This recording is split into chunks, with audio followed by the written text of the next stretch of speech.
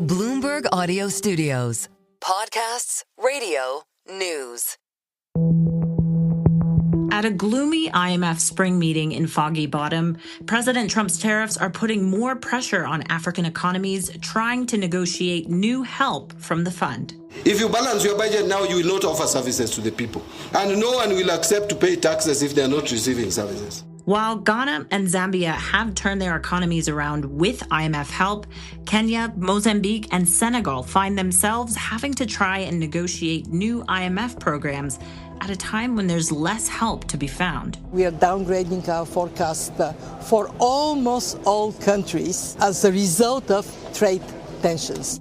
On this week's Next Africa podcast, we look at what the mood is like at the spring meetings and what African governments can hope to get from the IMF and whether they can sell that back home. I'm Jennifer Zabasajja, and this is the Next Africa podcast, bringing you one story each week from the continent, driving the future of global growth with the context only Bloomberg can provide. Joining us to discuss this week is our reporter, Matthew Hill. He's based in Cape Town, but has been following these IMF proceedings very closely this week and also for the past few years. Matthew, thank you so much for joining us. Great to have you on the pod. Hi, Jen. Yeah, thanks very much for having me. I'm doing well. How about you? Good. And, really fascinating times to be talking to you and to be watching how finance ministers and central bank governors are navigating a lot of the discussions right now around the spring meetings. Let's just start with the backdrop of the spring meetings. It's been, based on some of the studies that have been coming out over the past few days, quite a gloomy outlook on the global economy. What exactly have we heard from the IMF about where we're at right now and potentially where they're expecting us to go? Just to set the scene a little bit, every year during the spring meetings in Washington, the IMF announces its latest World Economic Outlook that has all kinds of forecasts about growth, commodity prices, and other numbers that investors and governments pay very close attention to. This month, just a couple of weeks ahead of the meetings, President Trump dropped his tariff bombshell at the White House Rose Garden, and that's basically changed everything. You can imagine the IMF economists just a couple of blocks away scrambling to revise all their numbers and get the World Economic Outlook redone to reflect the outsized impact. The result, in short, is slower growth. And for sub-Saharan Africa, the fund cut its expansion forecast for 2025 by more than the global average to 3.8% from the 4.2% it saw as recently as January. So 3.8% growth for 2025 for sub-Saharan Africa, is that what you're saying? That's right. In January this year, the IMF gave an update to its World Economic Outlook that saw growth at 4.2% for 2025. So cutting that now to 3.8% in its outlook that it released this week, that's a pretty sharp cut. What does that say, Matt, about the sub-Saharan African economy right now? What more should we expect the IMF to expand on based on these numbers that you were just outlining there? The main things, I guess, are what the lower commodity prices and slower global growth mean for African economies. For oil exporters like Angola and Nigeria, the impact is quite pronounced. On the other hand, gold prices keep hitting new highs. And for the continent's biggest producer of gold, Ghana, it will benefit from that. Oil importers like South Africa will also benefit because of low inflation. And I'm also watching out for what all of this means for debt sustainability on the continent. That's been a big theme in recent years after the pandemic. And we've already seen Zambia, Ghana, and Ethiopia defaulting on their debt and seeking debt restructuring. With slower global growth and lower commodity prices, that means that the risks are only growing for other countries. And we've already seen the continent's governments were on average spending 27% of their revenues. So that's more than a quarter of their total revenues on interest payments last year. So this really just makes the strains much higher. Well, let's talk more about that, Matt, because you have been following some of these IMF programs very closely, in particular Zambia, of course. As far as Zambia and Ghana go and their IMF programs, maybe let's start with the assessment of these two countries and how these programs have gone with the IMF at this point. Yeah, that's an interesting question. I interviewed the Zambian finance minister just a few days ago, and he spoke quite glowingly about how Zambia's IMF program has worked out for them. The government essentially had to get on an IMF program when it defaulted on its debt back in 2020 and announced that it needed to restructure it. It sought to do that using the Group of 20's Common Framework, which is basically a set of guidelines for poor countries to use to restructure their debt. That requires an IMF program to be in place. But with that IMF program, the country's economy has done quite well. Even with the worst drought in decades that it suffered last year, growth was still at 4%, which was much higher than what the initial expectations were. And the government still sees the economy expanding by 6.6% this year, which would be the best outcome for Zambia since 2012. Copper production, which is Zambia's main export, is booming, and the government's forecasting that it could reach 1 million tons this year for the first time.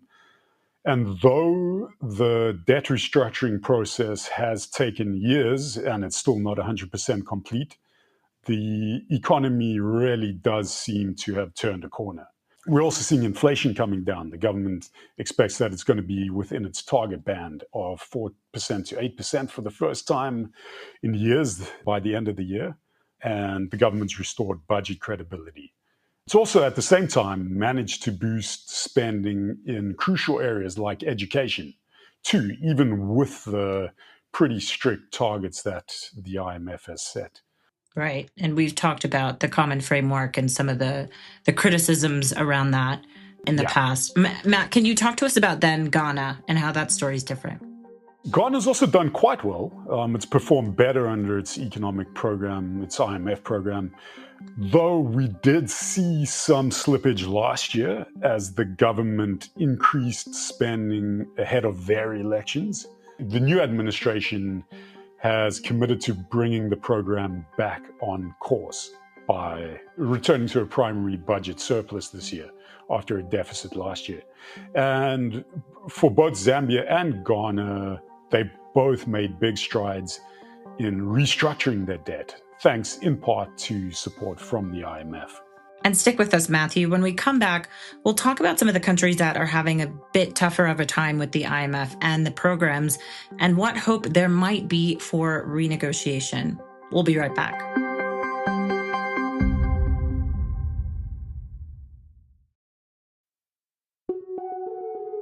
And welcome back. Today, we're looking into the IMF Spring Meetings that happened in Washington over the past few days. Matthew Hill, our Bloomberg reporter, is joining us. So, Matthew, we've talked about some of the winners, so-called winners from the IMF programs, but it's not all good news for sub-Saharan African economies, especially Kenya and Mozambique, both which have had to scrap their IMF programs. How do these compare to some of these other countries that you just outlined for us? The difference has been pretty significant and violent in the cases of Kenya and Mozambique.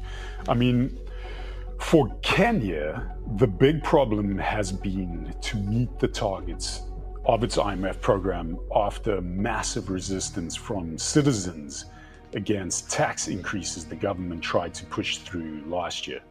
And ultimately, the government had to withdraw the proposed legislation that would significantly increase the tax burden on citizens. Last month, the IMF announced that Kenya wouldn't complete its existing program, and the government had instead asked for a new one. And our colleagues in Nairobi have done some great reporting around that and the reasons why, and largely because it missed revenue benchmarks that it had agreed to with the IMF. We've seen a similar situation with Mozambique. The IMF last Friday announced that its program with the Southeast African nation would also end prematurely, and talks on a new one would start soon. Mozambique is in a really tight spot economically at the moment. We've seen unprecedented protests after its elections in October. Those really hit the economy hard and government revenues with it. And the government had already been struggling to keep in line with its IMF program even before the elections. There were big problems with the civil servants' wage bill, especially. And now social tensions are still really fragile after the election protests. And debt servicing is placing huge strain on the government's finances. So it is a really, really tough time for the government to be trying to push through any aggressive reforms that could come with a fresh IMF program. Yeah. And I mean, many people probably remember some of those pictures from Mozambique and Maputo and also in Nairobi. When you think about sort of what these governments are facing, are they stuck between a rock and a hard place? Because on the one hand, they do see some of these other countries like Ghana and Zambia who have at least been able to usher in some new policies and make some changes. But then when these governments try to do so, they're met with resistance. So have we heard anything from them about negotiations, whether or not that's even on the table during these spring meetings?